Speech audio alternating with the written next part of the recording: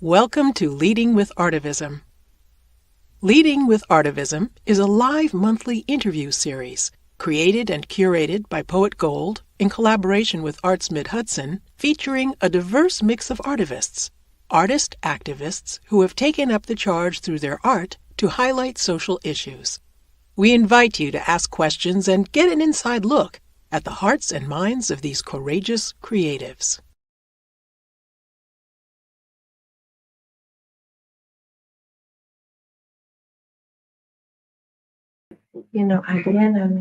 Welcome everyone to the 2025 edition series of Leading with Artivism. I'm your host, Poet Gold, and we're here today with Marielena Ferrer.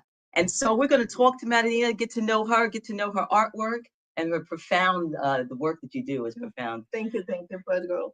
Marielena's artistic practice centers on the role of art in social change, particularly through political, public, and community art.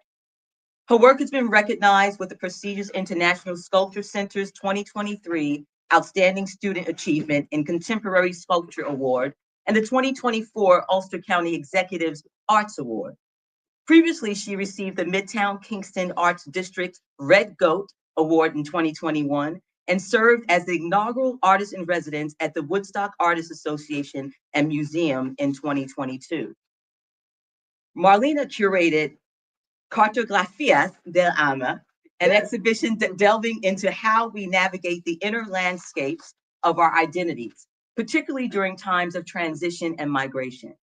Her past exhibition included curating We're All Humans at the Cornell Creative Arts Center and presenting Masking Identities, Rebuilding Deterritorialized Cultural Memories, memories at the Department of Regional Art Workers. Marielena is the executive director of Unison Arts and Learning Center in Newport and leads Humanamente, a diversity inclusion consulting organization. She chairs the steering committee for the Alianza Cultural de Kingston, a community-based organization whose mission is to foment, preserve, and celebrate the culture and traditions of our diverse Hispanic and Latin heritage communities. Sits on the Family of Woodstock Board of Directors, Arts Mid-Hudson Advisory Board, and the Center for Photography at Woodstock Advisory Board. Wow. Wow. Welcome to Leading with Artivism. Thank you. It's my pleasure. Thank you for inviting me. Oh, no, please. And we're here today with a live audience, so thank you to our audience for being here as well. And our viewers online, thank you for being present. So one of the things I noticed about some of your artwork was butterflies. Yes. I love butterflies, by the way. You have a couple of installations using butterflies as metaphors. Yes. Can you expound on the significance and the role butterflies play in your life and how it transcends to your artwork? Oh, yeah, sure, absolutely. Funny thing, I'm not a butterfly person, or I was not. Now doing my art, I am. The thing with the butterflies, and it was not my idea, but butterflies, mostly the monarch butterflies, have been a symbol of migration for quite some time because, one of the most amazing migrations that happen in our planet is by these little creatures. So I borrow that symbol. But for me, they are not only the symbol for migration, but because they are so delicate and because they need help and certain conditions until they can fly. For me, they are children. And there is a lot of other things that come with them. So for my installations, normally for the two of them that are the ones that I have done the most, they always represent children in different situations that unfortunately are not the best. Right. Well, let's look at some of the artwork that sure. we have on display, and you can talk to us about the first piece, and then we'll move on to Totally. Can we bring that? Do we see the yes, images? Okay. Metallica was my first. Metallica, yeah. So most of my works, they are tests, they're experiments. And this is a first test that I did before doing the larger installation that was Broken Monarch. But in this case also, I was already working on Broken Monarchs when the war in Ukraine broke. And all wars are very devastating. Every situation like that is, the kind of situations that you don't want to happen. But I remember one of those days very early on the war, there were 16 children that were killed with one bomb. Wow. And I was really like, it's always in this kind of conflict, always the lesser, the most vulnerable are the ones that end paying the price. So thinking about those children, I just printed these 16 butterflies that I did it also with, they are black and white sort of, but it's not really black and white. It's a dark blue and a very, very light yellow. That for me was like, how the blue and yellow of Ukraine was dimmed with the life of these kids. So I did it for that. It was like a personal tribute to those kids at that moment. And then, well, it became a piece and has been shown a couple of times. It was shown also at WAM, the Art Society in Kingston. So each butterfly in this piece represents a one lost child. Yeah, one child that lost their life in that particular event. And what about the material that you use? The material is tissue paper. All my prints, I tend to work with very humble materials. So tissue paper, I guess that there is no more humble paper than tissue paper. Yeah. So, and also because tissue paper is, to me, very similar to the material that butterflies are made. Regular butterflies, yeah, they are fragile, but they are very resilient. Yeah. And I found out in the process of printing with tissue paper that the paper is fragile, but it's also very resilient too. So it was perfect. So sometimes I just find those symbols, or the symbols find me when I'm doing the process, and all the things is during the process of making them. Yeah, so they're paper butterflies. These butterflies are also paper butterflies, the same size. They are slightly larger than the real size of monarch's butterfly. The Marielena, or all your butterflies in general? All my butterflies. They are just slightly a little bit larger. And what do you use to like the stem? The branch is steel, is real steel. That I was funny enough, well, not funny, but when I was welding the pieces, I don't know if the guys here today ever have weld metal. It creates like a, I don't know how to call it, but then you see the metal change colors. Okay. And it goes from the very sort of like a metal traditional color, gets a little bit darker, and then it creates almost like a line that is darker. That at that moment I saw it almost like the yellow and the blue that I was using for the print. And you didn't know, you didn't anticipate that was going to happen. I knew that happened because when you're welding, you know that happened. But in that moment in particular, it not only happened, but you made a connection. And then I was trying to get the same color to print the butterflies, the same color of that effect that the metal was giving to me. So for me, it was like, okay, the metal wants to also talk about Ukraine. Right. Let's look at the next piece. Do you know what piece is coming? This piece right here. Yeah, well, this piece is another experiment, also with tissue paper and encaustic medium. I tend to be affected by the news that I read, and nowadays you cannot afford not to be informed. So I found out that in Georgia, in the state of Georgia, in one of the detention centers for immigrant women, before they were deported to their countries of origin, they compulsively practiced hysterectomies on them, just for cruelty. Really? When was this? This was 2020. So yeah, it was about in 2020 during the pandemic. People were distracted with several things, and they took the opportunity to do other things that were not really making the front pages of the newspaper. Although this situation broke into the media, and there was a big investigation. But for me, it was like, okay, another attack on women. So this is an interactive piece. I did the torso of a woman body, as you can see here, is suggested. It's just tissue paper, and what holds the sculpture is just the encaustic media that is beeswax, right?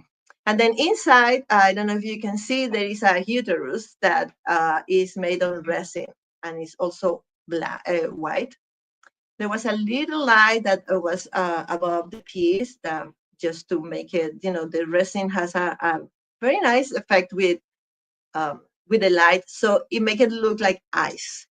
And I was playing also with the ice, yes, of yes, ICE and also ice sterectomy. Right. And also, well, there is an ice uterus here to be discovered. But the thing is that you couldn't see the uterus until you break the body.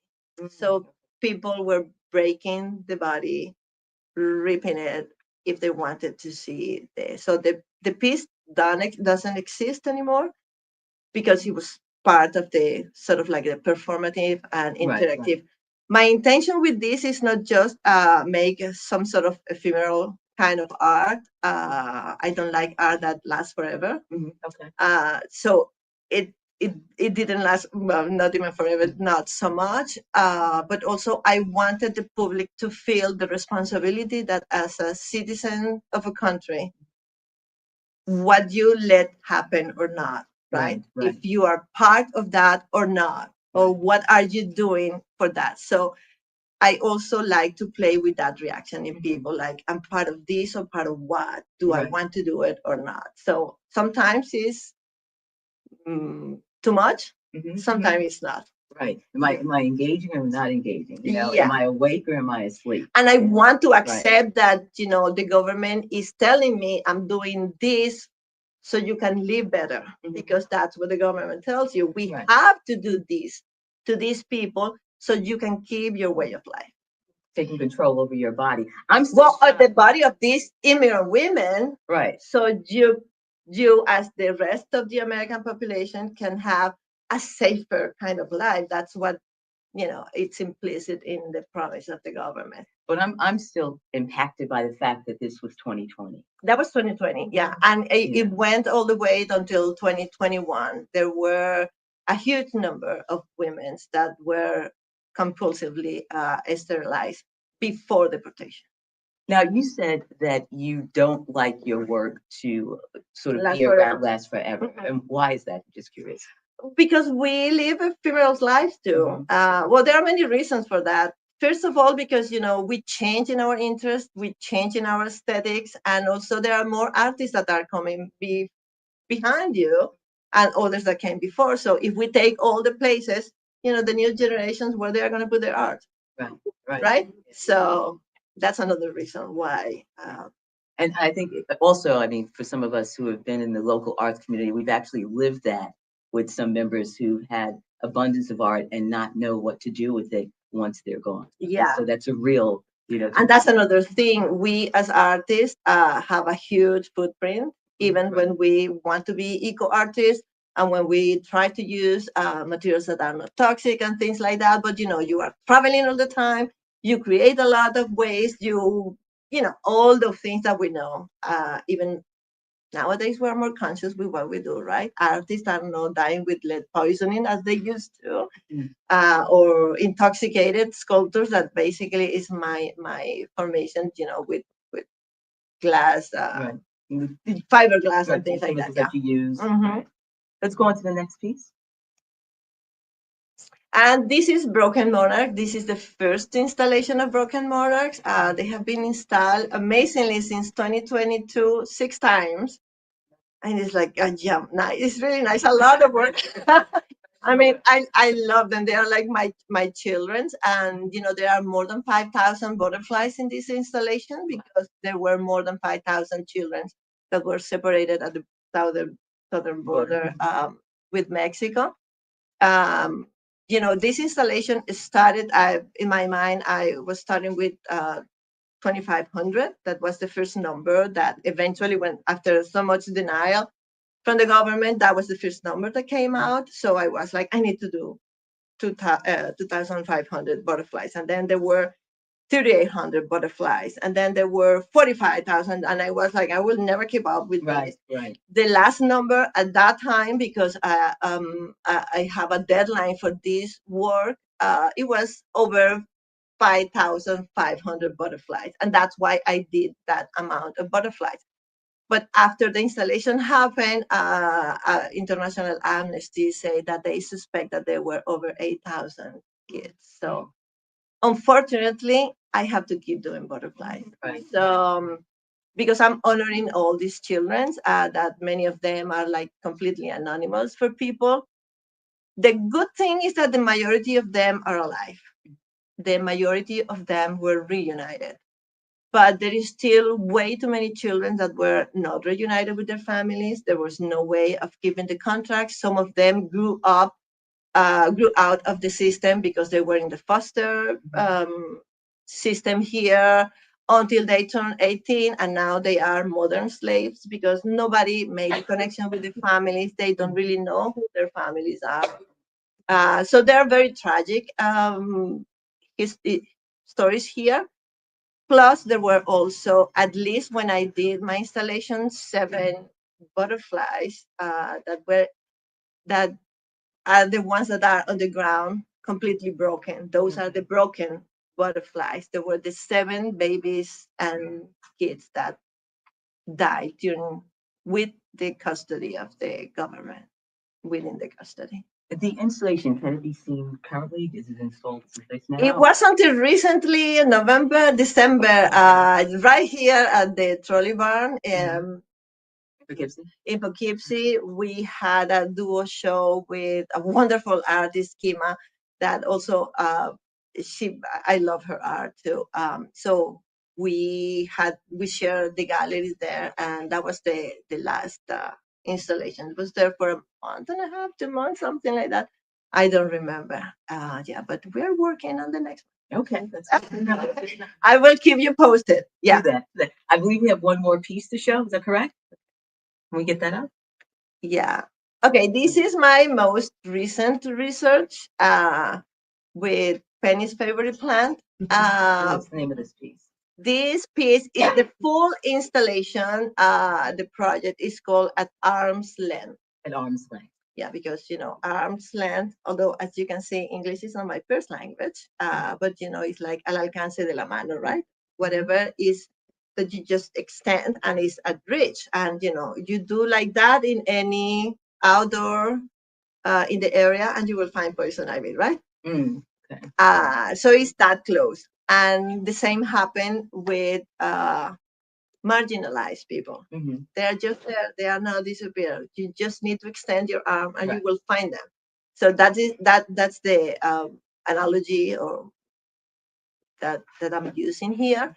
So I was attracted to poison ivy because I didn't know poison ivy. Indeed, it took me some time to recognize what is the plant. Where I grew up, we don't have poison ivy. But But you see, that was something. I'm very allergic to poison ivy. No, very. People is very allergic. And what really, really attracted me from that was precisely how much people fear poison ivy, hate poison ivy, want poison ivy to be eradicated. It's like, oh my God. So eventually looking at it. Let's keep it at arm's length. Right? So I was talking to the plant, like, why everybody hates you? I mean, you should have a reason to exist. In the universe, nothing is there without a reason. Right. The thing is that we don't understand what is that reason, right? It's like with the mosquitoes. Why we have mosquitoes? But I was wondering, normally this is the way that I process everything. There is something that caught my attention. There is a social issue because that's my subject matter in general. And then I start asking questions. Well, why everybody hates poison ivy? What poison ivy does? And I found out that this is one of the most wonderful plants on earth. It's a hero. It's not a hero. Heroine. It's just that sounds bad. But it's so wonderful for the ecosystem in we live. It's a blessing to have poison. I know that many people will say, what are you talking about? I get it. So poison ivy do a lot of things, and this piece in particular that you are watching right now is about 700 leaves of poison ivy that are preserved, so that keep their flexibility. I have some. I will show it to you if you want to. It's not. That's okay. So and this piece in the installation is called shroud or my God, I'm losing my Shroud. yeah, but Shroud. in Spanish, because in this installation, all the pieces I named them in Spanish is sudario. Sudario, but you know, a sudario or a shroud is a piece of cloth that you use to cover mostly bodies that are dead, but also bodies that need to heal. Right? It's like a bondage. So, and that's what poison ivy do. Poison ivy is a bondage. It's a healing blanket that is trying to fix all the messiness that we create in the environment, depleting soil of nutrients. And poison ivy is working hard to balance that. The thing is that the more we destroy, the more poison ivy we get. And the more we pull it, the more you need to come to do the work that we don't allow poison ivy to do. So poison ivy is covering the wound, like when, you know, if you have a wound, you cover it, right? If you pull the Band-Aid and start touching it, your wound is not gonna heal. Right. The same happened with poison ivy. If you don't let poison ivy do the thing, the healing doesn't happen. And you know, the plant is telling you, don't touch. Right. Don't touch. I'm working. You're basically it's like that sign. It's just that the plant cannot go to the sign company and put like, please, but see, like, don't touch because I'm working. But at least that's the way that I'm looking at this. And then, you know, I have to do a bunch of other things, but it's too long to talk about that. So I really love the plant. I respect this plant because obviously, to be close to it, you have to go to the places that the plant is working. So I use gloves. I'm very mindful of every part of my body. So it's a good exercise for mindfulness. You don't need to pay for your yoga classes. You go there and you really, really need to be in the here with all your consciousness. I ask for permission for the plant. And when I pick the leaves, I only pick enough leaves to not damage the plant. Okay. But then I was also extracting the sap of the plant to make lacquer. Oh, And really? it's amazing, the lacquer. And I'm going to show you that because I don't know if you're aware with the lacquerware of Japan or other places in Asia. So what you see here is a poison ivy vine that I carved as a hand and it's lacquered with its sap. That's wonderful. You can touch it, but I know that you're not gonna touch it.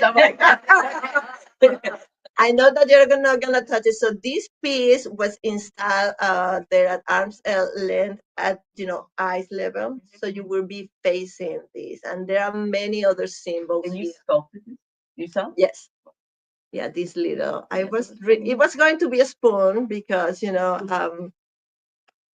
sculptors were doing a lot of spoon carving that time, but then one of my classmates that I hope is watching us right now told me it looks like a hand, and I was like, "Then you're right, it's a hand." Right. So it ended up being a hand, and it came quite handy for the whole thing because it has to do with labor. That is hand.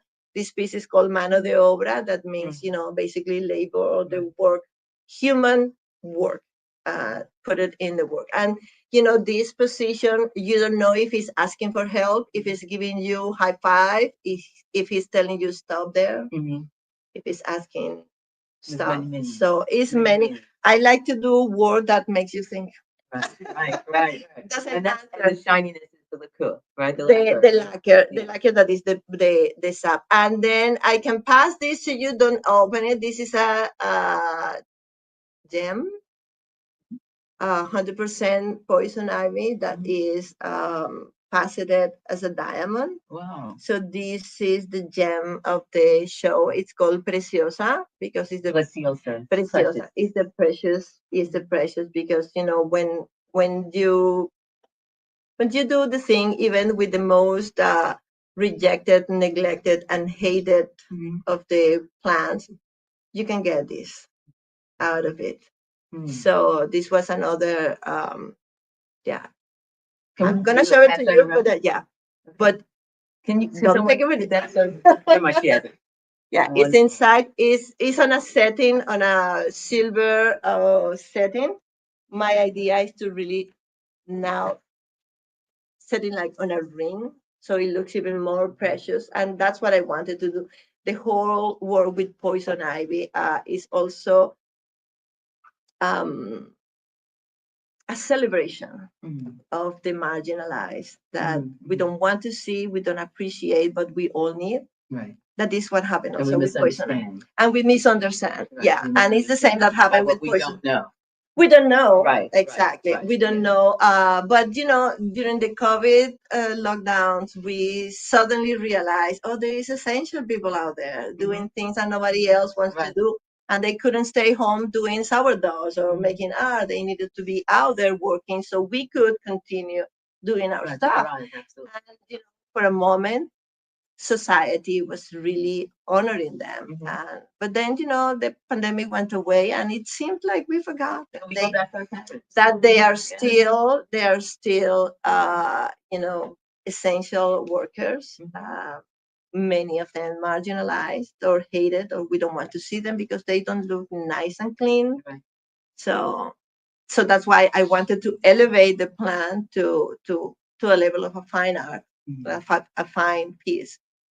Because that's what they represent to me. Well, your work, I mean, that's why you're in Leading with Artivism, right? Through Artivists, correct? Right? Yeah. So there were some questions that came in through our audience members. Yeah. Actually, not the present ones, but in the streaming world. So I'm going to ask you in the streaming world. So I'm going to ask you a couple of questions that were submitted. What legal restrictions on public art exhibitions covering social justice, civic causes, and diversity/gender issues might be enforced under the new virulent administration? Wow, that's loaded. Well, I don't work with the government, but I believe that we are already aware of that long list of words that we are not supposed to use anymore, right? And as artists, we write grants, and many of those grants are federal or state or maybe private funds. But you have to write narratives that tell what you're doing. So they are scanning those narratives to make sure that those terms are not there. And if they found those terms, you don't get the grant. So that's a very, although the question refers to legal ways, this is completely illegal, all right? We supposedly live in a democracy. In a democracy, I guess so, you are supposed to have freedom of speech. So if you are limiting my speech, are we in democracy or not? If you're imposing censorship on language, then I don't know how that goes. And, it's like not in following the Constitution or the democracy, the principle of democracy. So I don't know if that is legal or not. I know that there's a lot of people and groups right now in courts fighting for all those things. Right. So we're in the middle of those things. So I don't know how much these kind of illegal actions are. Yeah, I saw you. Kind of illegal actions, but yes, it's very concerning.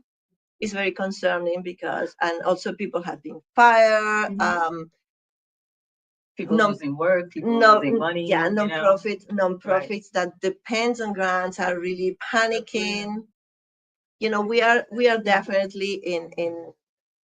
But I'm trying to keep it calm and tell people, yeah, things are really bad, and I believe they're gonna get worse. But we need to be strategically in how we try to stay as safe as possible, protect one another, and definitely use the law to to go back to the rule of law if Right, that is right, possible. right. Yeah. As Patrick Ryan said, don't just agonize, more or less activate, But but organize, organize, right? But organize, organize, yeah. right. Yeah, and because that's important. but also we need to, when I said also to be strategic, not to react to everything, because it's part of the strategy, to, and they call it like to flood the zone, and we are so outrageous. But right now I see something that in my point of view is that that's what they are really going to. There is already an executive order that is going to start messing with the election system, because obviously that's the real thing. Some people say that, oh, in 2 years, what if we have Within 2 elections? years, right? We have elections. So they are already messing around, but we are so distracted with so many things. So yes, as artists, it's tough. I think that we should really keep the community. We were talking about community before starting the interview today. Like, that is what's gonna keep us together, helping each other, and keep that sense of community, because eventually we get lost in so many things. Right. Yeah. That brings us to this question, which is your last point. Why isn't there better communication and networking with the public to garner support and a collective voice when an activist artist And who said that is holding an activation event? Yeah, well, there is good communication. The thing is that we live hectic lives, and we have informations all over the place, and we are constantly bombarded with information. We have to do 10 things at the same time. We know that things are happening, but maybe we cannot make it, right? I couldn't make it to your event. I couldn't make it to the opening here. And some people tell me I couldn't make it to your opening there, whatever. So it's not that we are not reaching, although for sure we cannot do everything. And I don't know the rest of the people, but I don't have enough means to do all the things that I would like to do it in that way, so that they are efficient and effective and reach out to everybody. I don't have that. So what you do, whatever you can do, and an artist like me, when you have to do everything from the concept of the work that you're doing, from how to do the experiment, to then put something together, make a proposal, do the thing, do the marketing, be the production, be your own assistant, because who can pay for an assistant, and you have to do all of the, well, yeah, the marketing campaign tends to not be the perfect one. But anyway, we have different channels to help each other in different ways. And also, I believe that part of the question there is talking about a voice. A voice, right? One a voice. voice that, yeah, one voice. Well, I have a problem with that, because we are a diverse group of people. Right. Why we need to have only one voice? So when you talk about collectives, it's implicit that in a collective, whatever, there is diverse perspectives, point of view, voices. I don't think that we should look to the, I don't know how to call it, like the monopoly of one idea only. But not in one idea. But I think that sometimes there needs to be a central sort of communication tool. The individual, where people get behind the individual, and that individual conveys the message. I hear that. Yeah. It's a collective voice that maybe comes to one megaphone versus 20 voices. Totally. Sometimes. But it's almost like you are waiting for Superman or some kind of superhero that is going to come to do the work that we are supposed to be doing. Why we need to wait somebody to come and do it for us? Why we cannot just each one of us do a little bit of something, and eventually things get done? I get it, and we need to lead. Some people is better leading than others. Others are more followers, and that's great. We need both and everything in between. So I get that, even to be strategically effective, you need to have certain directions. But it's hard to be thinking in it to be, until we have that, we cannot do anything. Because if we see the movements that brought us to the situation that we have today, they don't really have one voice. is a multiplicity of voices. It's a cacophony. And that's why we are like, what is happening here? But they do. I mean, But they do. But they do. Through DP, they do. Then Keep, we but have he's a not the cult. voice. Exactly. He's not the voice, It's though. not the voice, He's yeah. the tool, you know? Yeah. And, So and you there's many things happening behind him, which creates the chaos.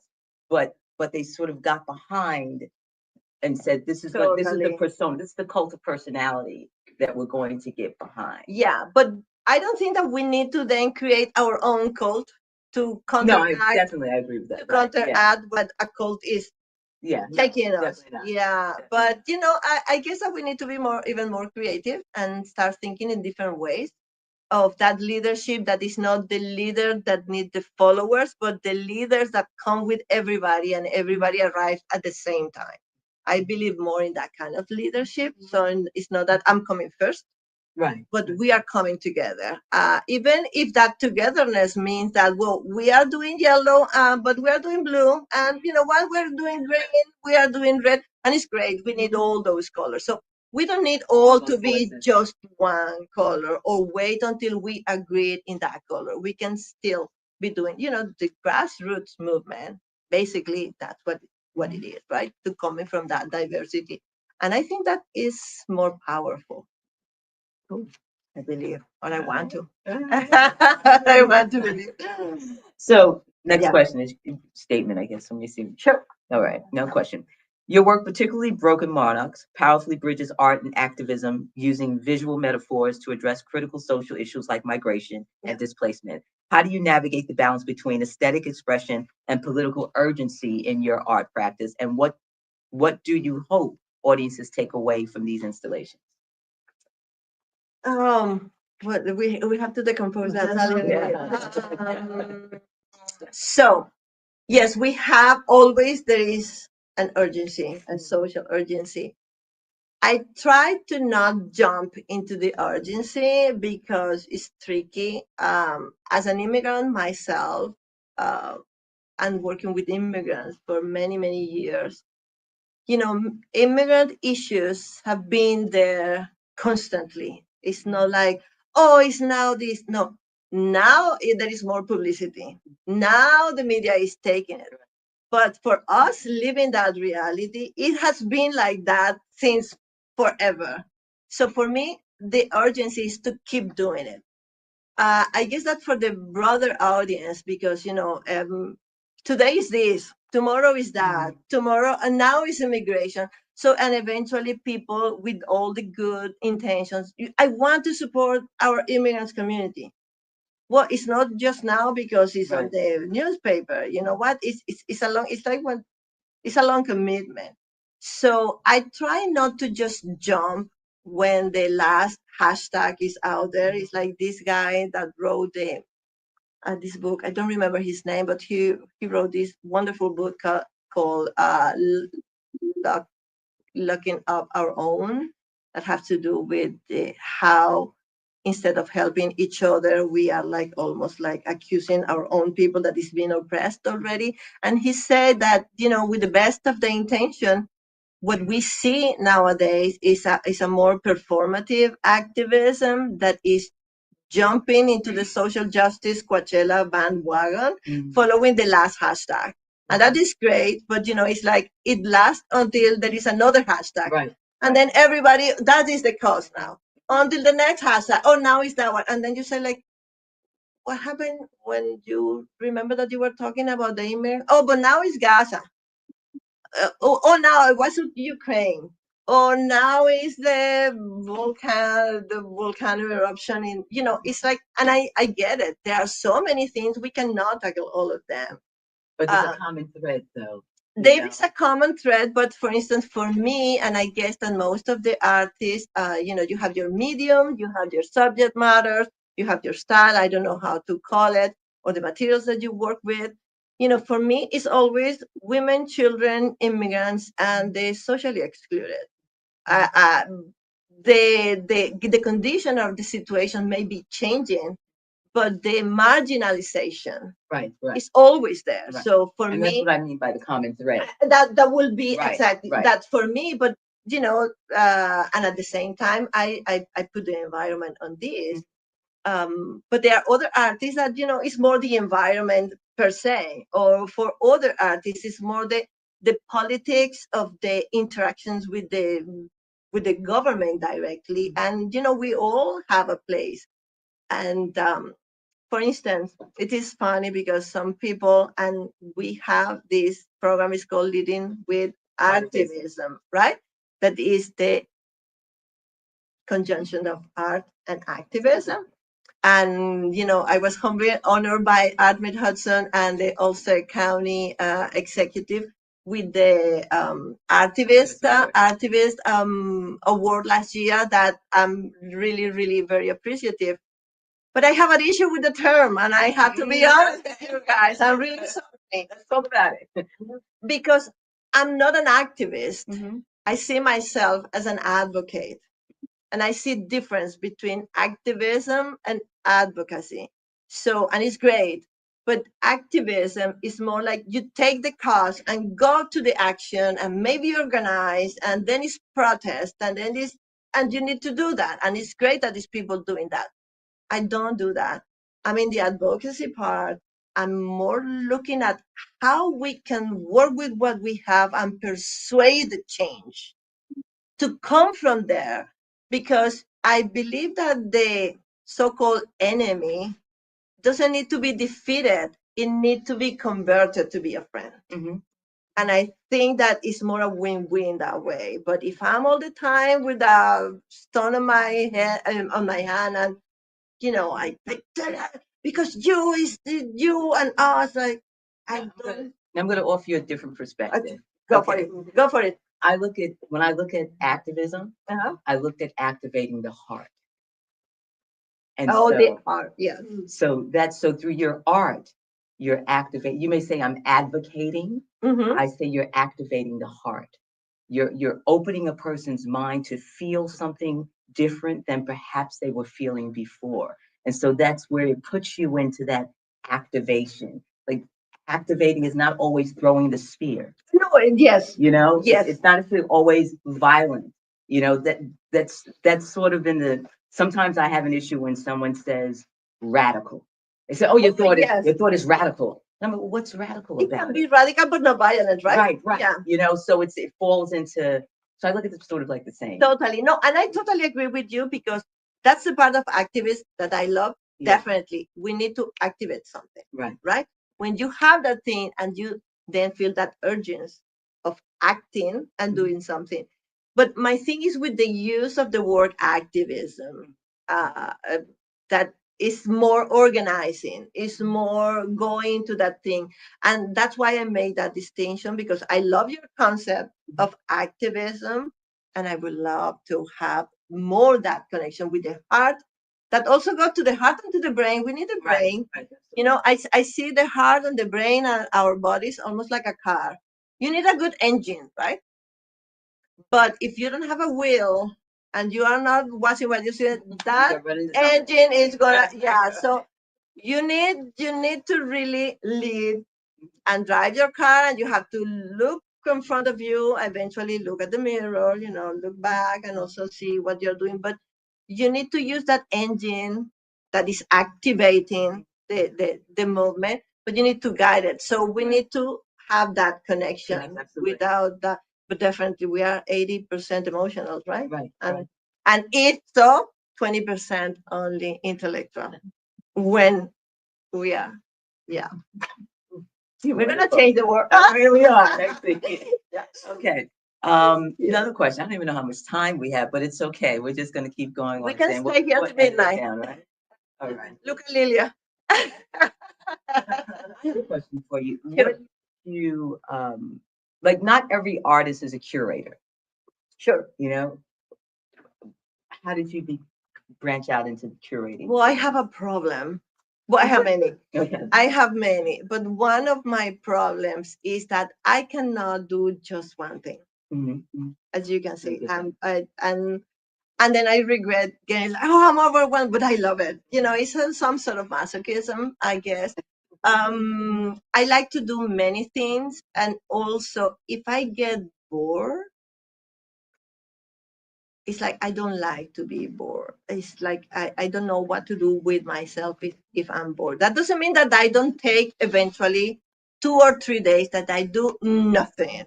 I enjoy my company. I have dialogues with myself that are great. So I love to be with myself, doing nothing or being relaxed. But I really need maybe that activation that comes from problems that need to be solved, or at least that I see, well, those are problems. So we artists are problem solvers, right? We can transfer those skills to any industry. E- e- Every place should have at least one artist because we are constantly solving problems. And, and I love to get into with Poison Ivy, I had to solve a lot of problems. Um, so I love to be doing that. And eventually, okay, I'm trying to understand different perspectives. If I'm always from this side of the equation, it's going to be hard for me to understand the other side. So that doesn't mean that I have to do everything, although I love to do a lot of things. But I love to go back and forth in that exchange. It's maybe part of the empathy. Like, let me walk on those shoes to see what happened there. Yeah. And maybe what I'm missing in my own practice because I'm not looking at this other way of doing things. So when you work with other artists as although I believe that curators are artists, it's just that their medium right. Are other artists, right? So it's a different way. Maybe it's another level of doing art, and understand also how other artists work together and how you are really understanding the process and the work itself. So I found it very fascinating. I would love to have like 100 hours a day so I can do all those things, but you can't. But so I try to curate a few things every now and then to keep it rolling. It informs my practice a lot. Okay. A lot. Yeah. So why don't we open it up to the audience? Let's give her a hand, first of all.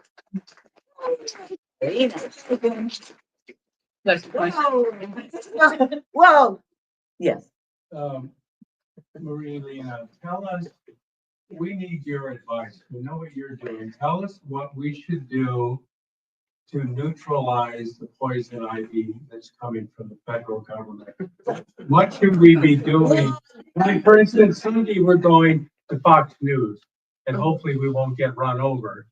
Yeah. We know what you're doing, what Gold's doing. Tell us what to do. To save immigrants, to save the art. Just today, I saw a woman arrested somewhere in Massachusetts who was coming home, a professor from school. So give us some advice, because you and Gold are experienced. Tell us what do we need to do to fight? That's the responsibility. I know, right? Yeah. I appreciate the confidence. I don't know if you should follow my advice, but I appreciate that. If I'm gonna be giving any advice, will be like, know what are your real rights and what are your duties as a citizen in this society, and make sure that you fulfill your duties and that you understand your rights, and make sure that you are fighting not only for your rights, because then you will be fighting for privilege, but make sure that the rest of the fellow human around you, their rights are also being respected in any shape or form, because we are in different situations every day. So today it may take one form, but tomorrow is going to be other.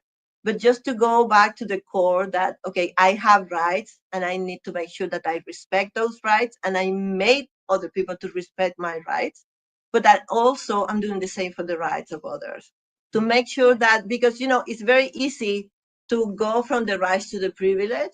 It's like, oh, good thing that I have that thing. So, okay, I don't have to worry about that. Yes, you don't need to be worried about a problem that is not yours. And I don't want people to be like at the sponge, I'm going to take all the problems with me. But, I don't have that problem. That's great. So if at that moment I have that privilege, how can I use that privilege to help the rights of others. If everybody do something like that every now and then, things will be better. And maybe that's why also I was like, saying before, we don't need to wait until somebody comes and, it will be great if Jesus Christ come here and tell us exactly what we have to do. But, the chances for that to happen, I believe, are not so big. So meanwhile, let's try to do a little bit every day. I also believe that the change, as RGB very wisely say, real change happens one step at a time. It's not a revolution. I'm not a revolutionary. And some people say, like, you are not. No, I'm not. When I was 18, I was. But, but now I'm not, because unfortunately, when we go through a revolution, a lot of people is being victimized. And I don't think that we have the right to do that just because I believe in something. If you are willing to let your head being cut, okay, go for the revolution and cut your head. But to be like, oh, we are a revolution, but cut her head, no mind. Well, no, I don't believe that that's the way. So if every day we do a little bit, a little bit, a little bit, I believe that also we can see that that's going to be the common practice. And then it's going to be easier for us to then find that voice, because we are creating that voice together. It doesn't need to be perfect. We're going to have our difference. That's great. It's not a problem. If we value diversity, we need to accept different point of view with respect and keep doing what we feel we have to do. So that will be my, if you want to take it. No, thank you. Yeah, I was thinking when you say that you like ephemeral art. Yeah. Because it's generational, let's take the next generation to take the right. And better if it's compostable or biodegradable. Did you consider an art for public? Like, I know museums are public too, but this is like private, it's inside, to in the streets or in the walls. Public art, yes, of course. I mean, Totally. I've been doing public art, but the public art that doesn't leave an object. The public art of social practice, of being engaged with the public in for instance, at the All Positive. And I'm doing now, that's a PSA, right? Engaging with the public in conversations. The kind of art that I do also, I love to make objects, and I will continue making objects. But for me, it's as valid to make objects as to make meanings. So a meaningful conversation is a work of art. What we are doing right now here is a work of art. So who said that this is not public art? And when you do it in the public sphere and people can participate and become a co-creator with you, that's one of my favorite public art way of being out there. But yes, we're going to do a big object to put it out there. It's not going to last forever. It needs to be decommissioned soon, because we want to make space for others too.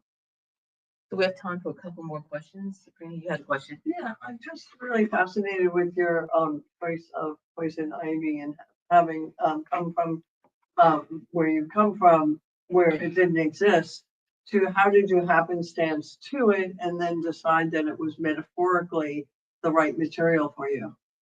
This fascinates me. And I think there was poison ivy who chose me somehow. Because as I said before, no, but curiously in my research I found out that poison ivy belongs to the same family of the mango tree. Really? Yeah, and also the cashews, yeah, and others that I cannot remember right now. But the mango tree, I grew up under a mango tree. So it doesn't bear fruit like the other two. Somehow, yeah, poison ivy has fruit too. Does it? Yeah, there are like little berries that are white. That, by the way, is the only food that many animals find in winter. So, thanks to poison ivy, those animals can eat when there is no more food. And they are very fatty kind of berries. So, they're very nutritional. They are not like yummy. Don't try them. And even if there are some animals, at least deer, if they can eat something else, they don't eat poison ivy. But when there is nothing else to eat, they eat poison ivy. Yeah, so I guess that it was poison ivy who chose me. I don't know. Frank, and then we'll take one more. Mary, we'll take you after Frank. Okay, yes. Yeah, I have a follow up about the poison ivy. You said that poison ivy is working. I'm trying to figure out what you mean by that. What do you mean by that? Yeah, well, there is an exchange. Plants need some nutrients from the earth, right? Their roots are like sucking some nutrients, and there is a process in the plant creating chlorophyll. All those processes that I'm not the best person to explain, but we sort of understand that thing. And then you have water, you have the sun, and all the process that happen with the plants. So most of the plants need those nutrients from the earth. The curious thing with poison ivy and other plants that are called seral plants, and they are called seral or successional plants, because they don't need that many nutrients. So they barely need something, almost like the camels, that they don't need to drink so much water as a horse, for instance. They need to drink, but not so much. So you can go into the desert with them. It's almost like with poison ivy, you can start growing from the desert. So in that exchange that the plant does with the air, with the soil, the process of poison ivy is putting into the soil the part of the nutrient that is creating. And I don't know, maybe that's why it's so bitter, whatever. So once the nutrients are out there, and also poison ivy loses the leaves like other plants during the winter, and eventually also dies because whatever reason, it's not immortal. It dies and also decomposes and help into that mix. So when the soil is ready to allow other plants to grow, the other plants come and they displace poison ivy and they eliminate poison ivy because the soil is already balanced enough for those plants that are stronger than poison ivy, although poison ivy is very strong.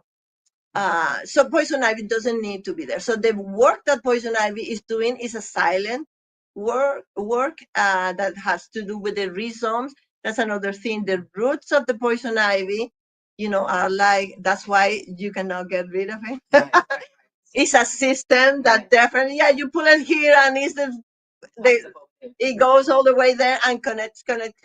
So it's creating that fabric underneath that we cannot totally see to create the conditions for that. And poison ivy is not the only one. There are others. That's what I say. There are others. One of the terms used for that is successional, because they are succeeded by others, and then others succeed them, and so on and so forth. Last question. Mary, you had your hand up. Yeah, I hate to act on poison ivy, but I have read someplace a long time ago that poison ivy is not a native plant. It was imported as an ornamental. No, it's quite the opposite. We imported to Europe, and now in Holland, for instance, they have a problem with poison ivy because there is invasive, but it's native of North America. It's only in North America, part of the north of Mexico and the Bahamas. European source. Yeah, and also it looks like in the Toscana some poison ivy appeared because back in the days this very fascinating, the research with poison ivy, because 400 years ago it was considered like almost the seeds of poison ivy equivalent to gold, because those fancy people in Europe that were exploiting everything that they could, the same way that eventually some of them wanted to have a lion just to show that you can afford a lion, right? I can afford poison ivy, and I have it there. Even Marie Antoinette, apparently, in what's the name of those fancy gardens there in Paris? The Versailles.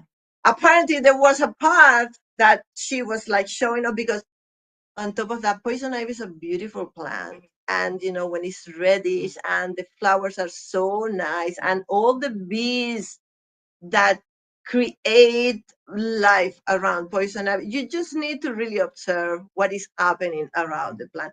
I was observing poison ivy for a year and a half. It's fascinating what you see. Fascinating. So they were having that, like, I can afford poison ivy, and they were feeling very powerful, and that's a way of doing it. But in Holland, in the Netherlands, it was interesting. They brought poison ivy because they understood that the rhizome supports the soil and prevents erosion. And they took it there for the dams. They didn't know the secret of poison ivy. So they brought it, I believe, I was reading some newspaper, it was fascinating. In 1920s, they definitely cover, I don't remember which of the dams there. And by 1964, 44 years later, they started like, what is happening here? 44 years later, they realized it's the plant. The people, they were saying, is getting sick. They didn't know why. The kids were playing. So now that area, and I have photos of those, there are big billboards because, when they were trying to eradicate it, it's too late. It's too late. They, poison ivy already took the place. They have big billboards, telling people, don't touch, go away, don't come here. Yeah, it's interesting, but no, it's native. It's completely native from, and also in the west of the United States, instead of poison ivy, is poison oak. Right. That is a close, yeah. And then we have also poison sumac, the sumac, yeah. But the poison ivy is more towards the east and the south. Like, it's interesting because it has to do with the quality of the soil.